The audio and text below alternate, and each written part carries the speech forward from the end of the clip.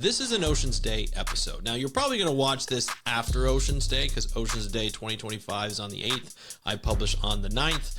And you're probably going to see this at some point. But I hope that this resonates with you at any point in time you watch this, whether it's June 8th, 2025 or December 25th, 2025, or even 2026, 2027, and further down the road.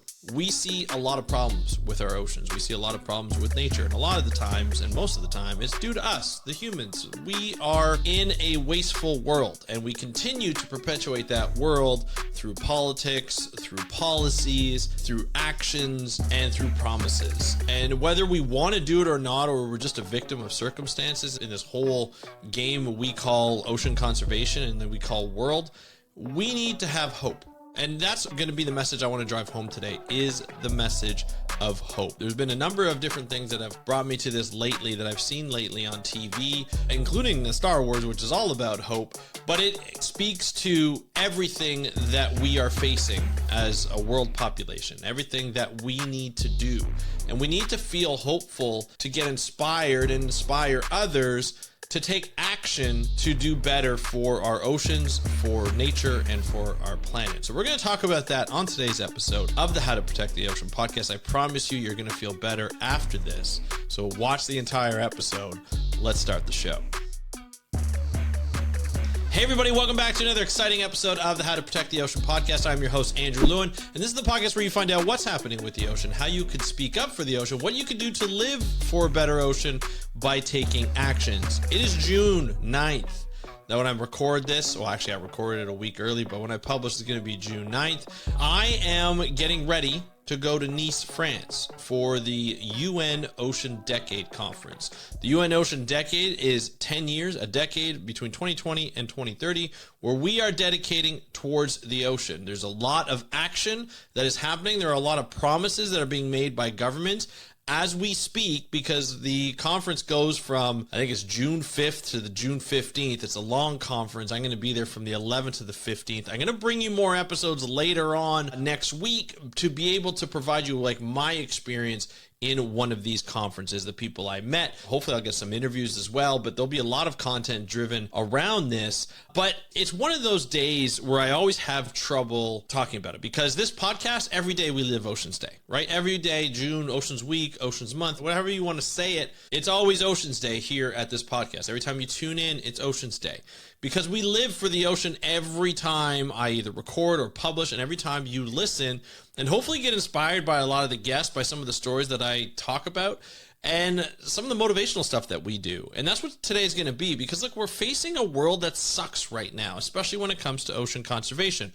We have politicians in place that are either causing problems for everybody else, like Donald Trump, or you're in a country where the politicians have to react to certain politicians like Donald Trump to be able to say, hey, we need to divest our necessities or requirements to depend on a place like the US, and we need to build something with other countries, especially when it comes to oil and gas. So that means we may need to build more pipelines. We need to get more oil and gas out of the country, which means we're not going to reduce our footprint with oil and gas, which is what we've been wanting to do for the last decade or so. And the actions have led towards that, which is disappointing. Like I'm talking about Canada, it's disappointing to me. And there's a lot of worry that happens with that. You have oil and gas, which is a huge fossil fuel. It's dirty, especially when you take it out of the ground, like the tar sands in Alberta and Saskatchewan. But it's also a necessity for our economy, because our economy is essentially based on oil and gas. So we're in a bit of a pickle, a big pickle, to be honest. It's not something that I like. But because of what's happening south of the border, we have to free up our dependence on the U.S. for selling oil, because we sell 95% of the oil to the U.S. And we have to go to the different markets, whether it be European, whether it be Asian markets. And now it's starting to say, okay, well, what are we going to be doing with that oil and gas? How is that going to affect our environment as well as the world environment? Is that going to increase our greenhouse gas contribution, or are we going to find ways to decrease it in other places? I don't really know. And it's giving me a little bit of anxiety when I start to think about it. In addition to that, we have provincial governments like the Ontario government here in Canada who are putting forth, as I mentioned a couple of weeks ago, a Bill 5 that will replace the Endangered Species Act with the Species Conservation Act, which essentially takes away recovery plans, which is a huge part of Species at Risk or Endangered Species Act. They're going to take away protecting the areas where they could feed, the areas where they forage. They're only going to protect areas where they actually sleep. So they're dens, essentially, which is not good. They're going to put together special economic zones, which essentially we can do whatever we want in these zones. We can develop, we can destroy whatever we want to do. It's taken away a lot of great recovery and actions that have happened in the past and that will happen in the future to protect these species, to protect biodiversity, which helps protect the planet, which helps protect the environment, and of course, like the Ontario environment and habitats, and as well as will be prosperous for us and will stop with flooding and all this kind of stuff, or will increase without it. It builds on the anxiety. We have these politicians in place and they're saying they're using what's happening down south as a way to do all these moves. They'll say, like the Ford government, the provincial government in Ontario are saying, hey, you know what? You gave us a mandate. We said that there was a threat from the south that we have to do this. And this is something that he's wanted to do for a long time. He's just using what's happening down south as an excuse. And it just sucks. It really does sucks to see that. And so what I wanted to do today with all of this stuff is really talk about hope. I've seen two things over the last couple of weeks that have really brought me back into that hopeful feeling with all the crappy stuff that's happening in our world. The first is the movie Ocean by Sir David Attenborough. I did a review a couple of weeks ago. I really enjoyed the movie because it really focused on the hope and the optimism that if we protect the ocean properly and we allow it to recover, it will recover. We've seen examples of that, and it was shown in the Ocean documentary, the movie, so that we can see firsthand not only the destruction that's in this case trawl fishing takes, but also the recovery that it could have when we allow things to recover. Right, and to show some action, which actually led into the Ocean Decade Conference. And so we get this type of stuff, and that makes me feel better. Because even though someone who sees the destruction and sees the policies and the politicians make all these crappy choices, having a video like that, having a movie like that, and being able to get that distributed widely, because Sir David Attenborough is pretty much the king of documentaries right now, seeing him speak like that with his passion and his voice and just everything about him really resonates with a lot of people. And people love watching documentaries by them, whether they're sad, whether they're happy, it doesn't matter. They love watching this. And to watch a movie like The Oceans, I feel will really inspire people to take action. And I feel as though like looking at stuff with oceans and Oceans Day and Oceans Month will help inspire people to take action. That's the whole point of these Oceans Day weeks month.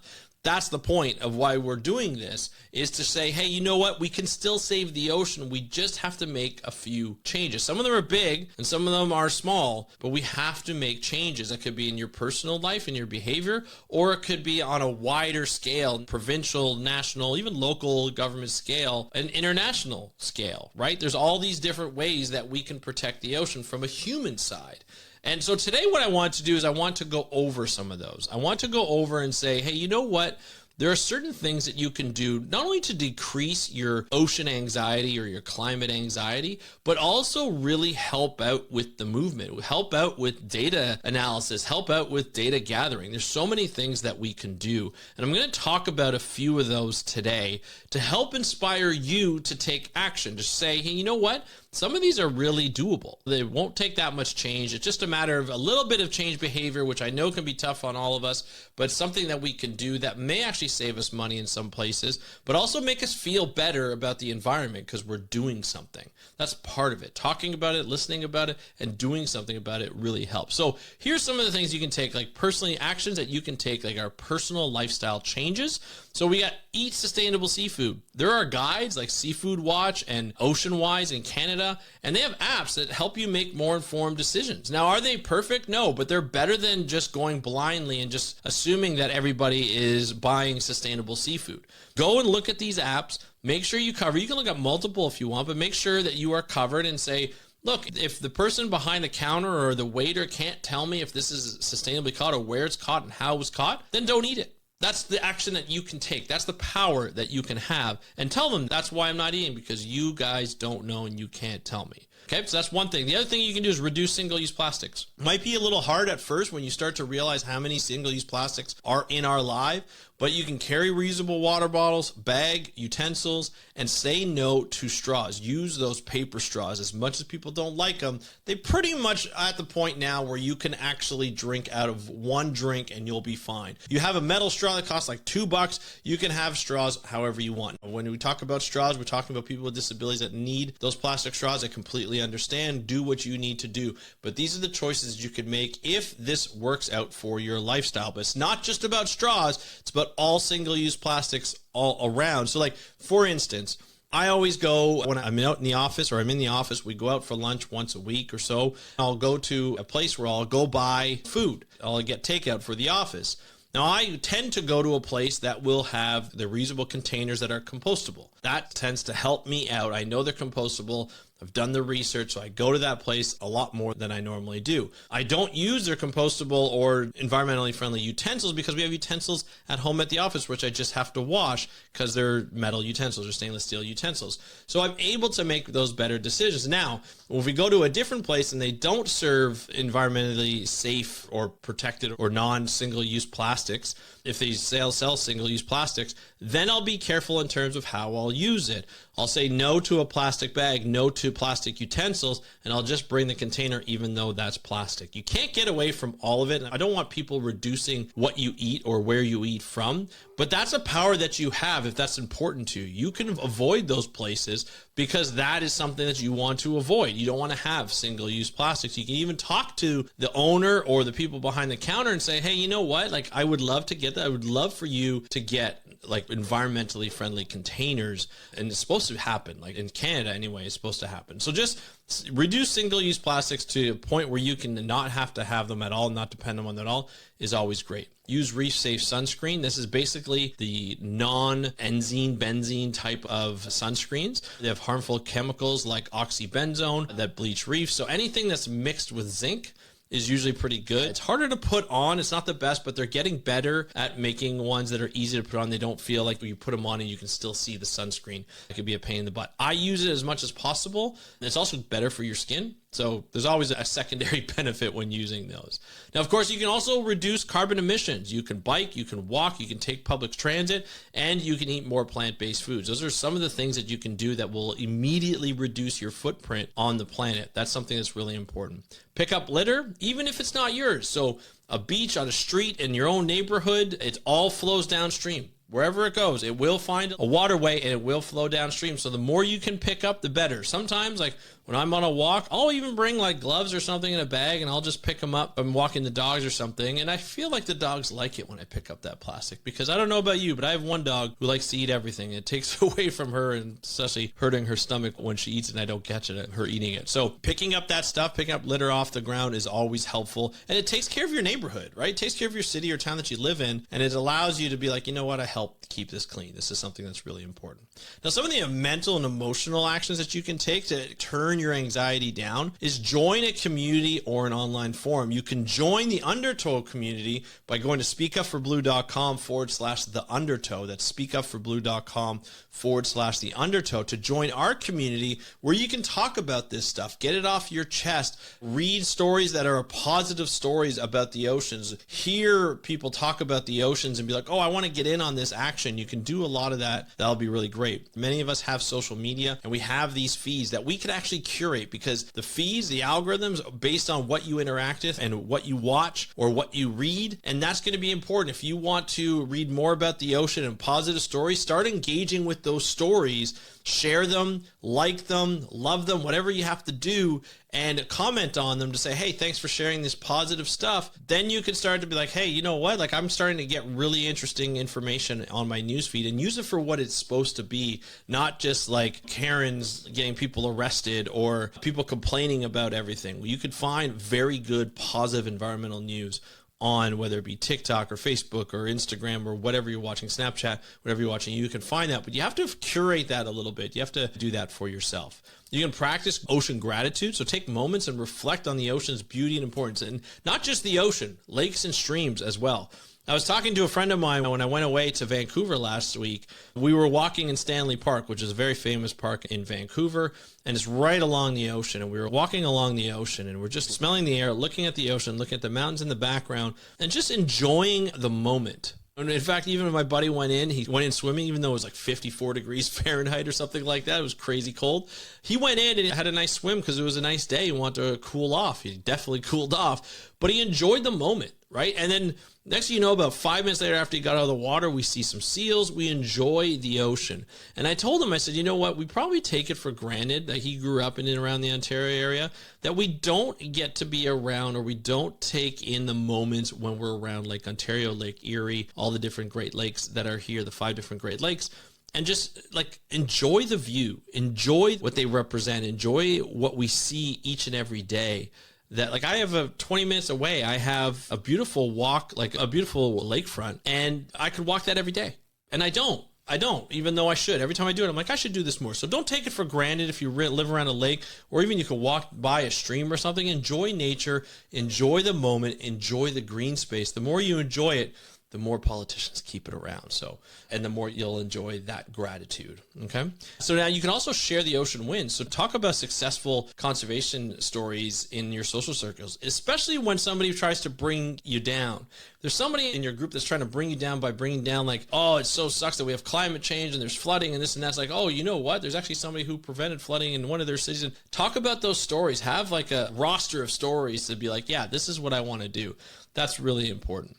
And then limit doom scrolling. This is what my therapist tells me all the time. Like, there's a lot of crappy things going on in the world, and they're shown on TikTok, on Instagram, on social media in general. Stay away from that stuff, right? Limit that type of scrolling. Go out and enjoy nature. Go for a walk.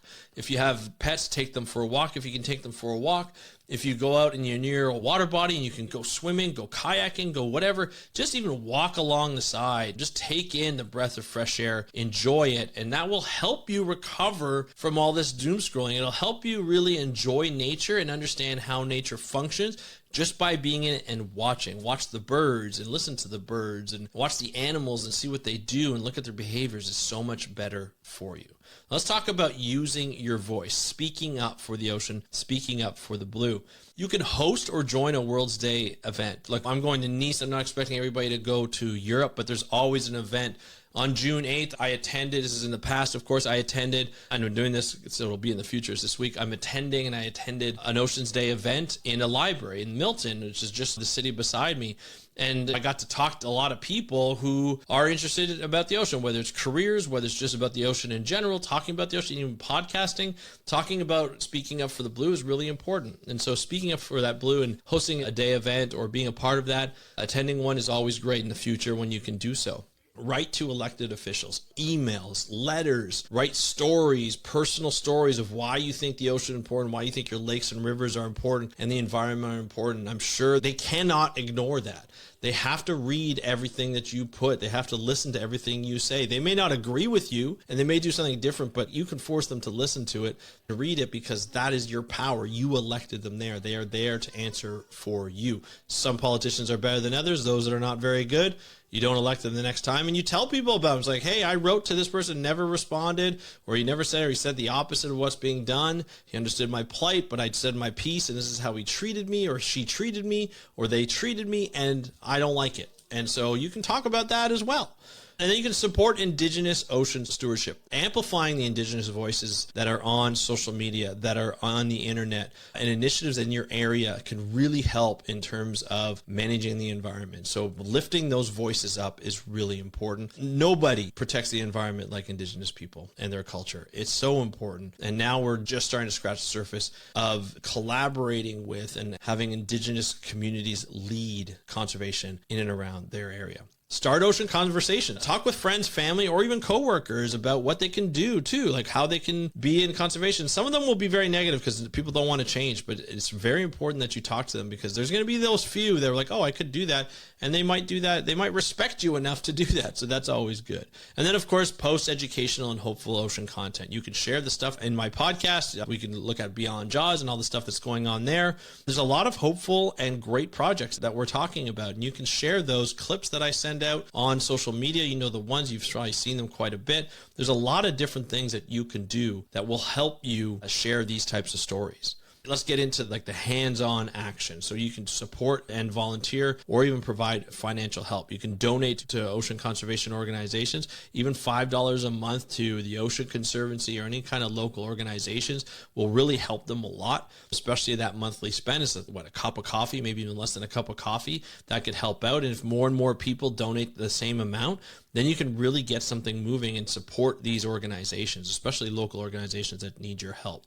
You can volunteer for beach cleanups or river cleanups or any kind of cleanup, anything that helps the environment, even going on walks and stuff like that. Nature walks is always a great thing, and doing it yourself. You can support ocean-focused businesses. This is a huge thing. Look up B Corps. These are corporations that have a social enterprise twist to them. These are for-profit businesses that want to protect and help their employees. They want to protect and help the environment, and they want to protect and help society. These are great businesses that you can support very easy by just buying their products and or services. You can adopt a sea creature, or you can adopt a tag like Follow, F-A-H-L-O. You can actually go on their app and their website. I've talked about this before. I actually have their bracelets. I have two of their bracelets, their regular shark and whale shark, where they actually team up with organizations that tag animals, whether they be in aquatic or marine or even on land, and they tag animals and you can watch them. You can actually get an animal and you can watch them. It's forever. If that tag falls off, you get another animal, you get to see where they go. It's really cool what you can see, and it's all on an app. So really great thing that you can do there. You can offer your skills, so you can write, you can design, you can code, you can market. All of those can help nonprofit organizations and citizen science projects who don't have the people with those skills in their organization, because they might just be a one-off project that just is very tight on budgets. Everybody's tight on budgets, so the more you can volunteer, the better. You can also go on a board of directors. That would help as well. Now, you can look at taking more action and be curious and contribute, so you can participate in marine citizen science projects.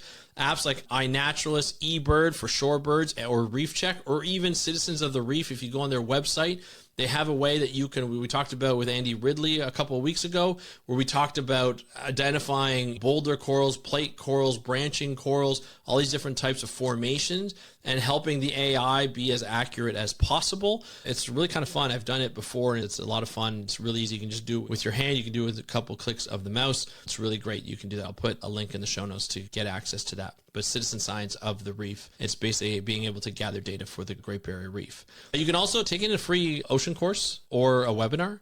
They have MOOCs. These are, I forget what it stands for, but there's a shark MOOC that's available. These are massive online courses, I think, ocean courses, and it's all about sharks. You get to learn all about sharks and help identify them and stuff like that. It's really cool. You can read ocean conservation books. We have lots of books. There's some books behind me. I've talked about books. I've had authors on. You can read lots of ocean books and conservation books and learn about the oceans and the heroes like Dr. Sylvia Earle, Dr. Ayanna Elizabeth Johnson, Octavia Bell, Jasmine Graham, Dr. David Schiffman.